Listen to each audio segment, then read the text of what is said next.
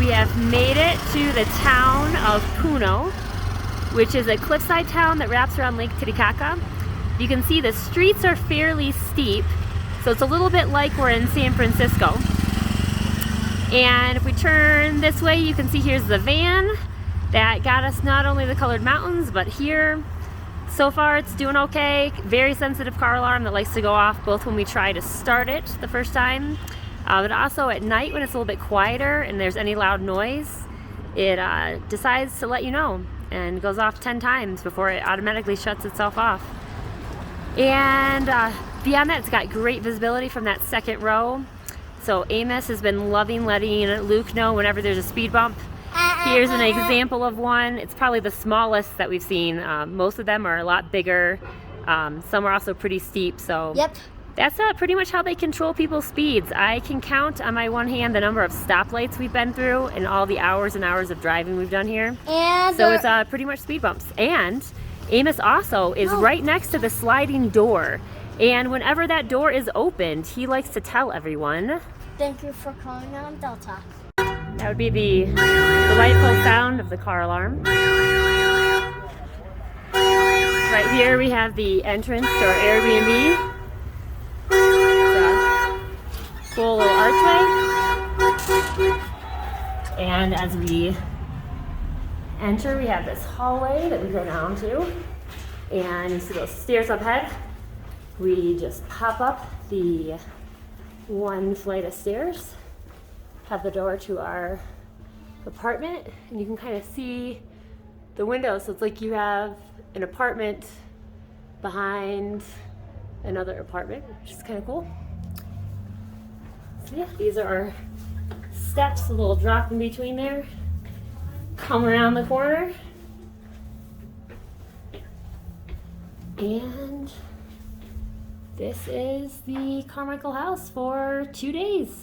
Ta-da! Okay, today we are going to take a boat tour of Lake Titicaca, the highest navigable lake in the world. And this is kind of the edge of the lake as we're approaching the dock. And we'll see how this goes. Yep, and I think it'll be a little more funner. Okay, let's see. Here we are atop the boat that's taking us across Lake Titicaca. And we're near the edge. This is all on the Peru side. So we span around. You can see we're heading out past that peninsula that's on the right. That's the largest area of the lake. And that'll also take us inside where we can view Bolivia. And we're going to be going to a floating island.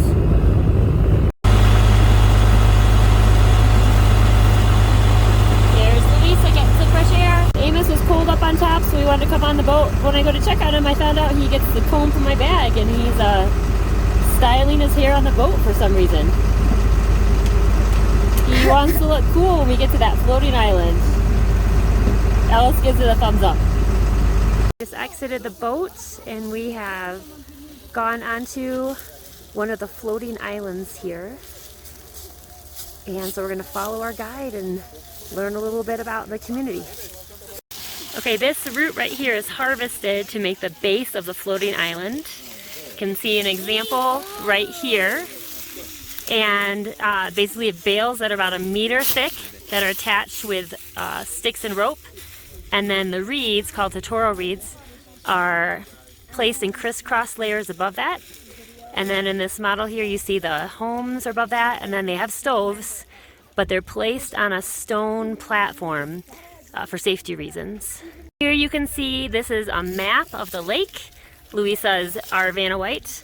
She's pointing to the Peruvian side, and then across the dotted line is Bolivia. Luisa, can you point to the floating islands that we're on? Yep, right there. Okay, now we're getting on one of the boats made from the Totoro, or the reeds. And this is what the native people here use to travel. So we're going to step on and come up to the top level. Thank you. Hello, Tina. Hello, Luke. boat has a puma head on it. The lake is named Puma Stone. Tiki is puma, Caca is stone. And we learned that the kids actually take a boat to school. And they joked that when you're late for school, you've got to go ahead and row faster. My family does not like my narration and thinks I need to invest in voiceovers. I'm going to throw you in the water over the boat. Good thing I know how to swim.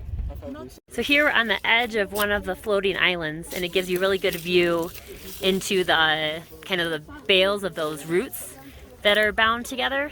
That's about 1 meter thick. And then the crisscross layers of the reeds that are about another meter. So that's what we're floating on. And it lasts about 30 years, at which point they need to build a new island. And so they'll finish construction of that and move all their possessions over. And then at that point we'll often destroy and sink the old one. And we also learned that because they're floating, if they need to, they can move the islands. They're anchored by, you can kind of see in the water right there, there's that rope. And then a larger stick that's hammered into the sand below, from which point it steadies the island, so they would need to pull those up, and then they can drag it by boat if they needed to. We also learned that the people on these islands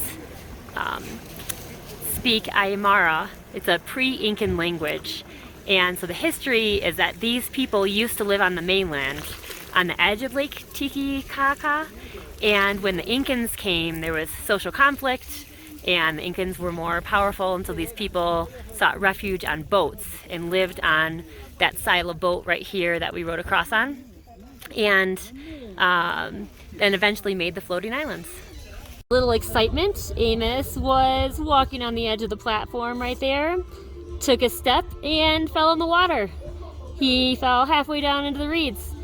And they were so kind, he even was given a hot chocolate to help him warm up. So his bottom half, his pants and shoes are soaking wet, but he's a happy little boy with some chocolate caliente.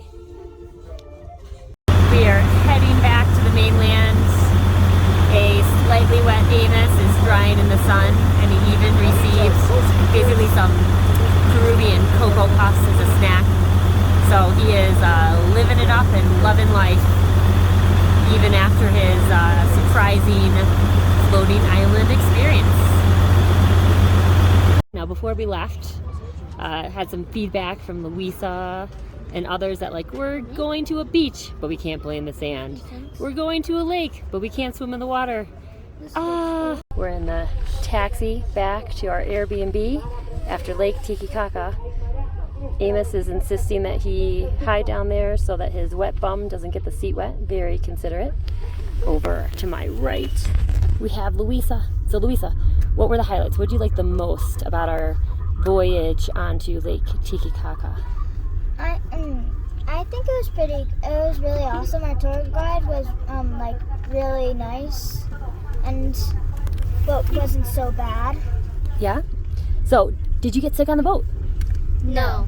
No, it was really smooth, quite enjoyable, so that was a plus, especially because Dad told me that I was the one that said I wanted to come up here, and so if it went poorly, it'd be all my fault.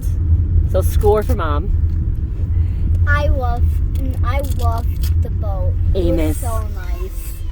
Yeah. You loved the boat, it was so nice? Yes. I'm super happy for you. Why? Yeah, and then You we say also... I'm wet? Yeah, well, I'm not happy that he's wet, but we're gonna get him dry. But we learned a lot. So we learned that there's 3 languages spoken here. Spanish is the official language, obviously of Peru. But then we learned about the Aymara, which was the pre-Incan language. And then there was the Quechua, which is the Incan language. So there's a lot of history, a lot of culture here. Very exciting place. Again, second largest lake in South America. But as I pointed out earlier, the highest navigable lake in the world. So another monumental Carmichael adventure here, and we all came out alive, if not a little bit wet.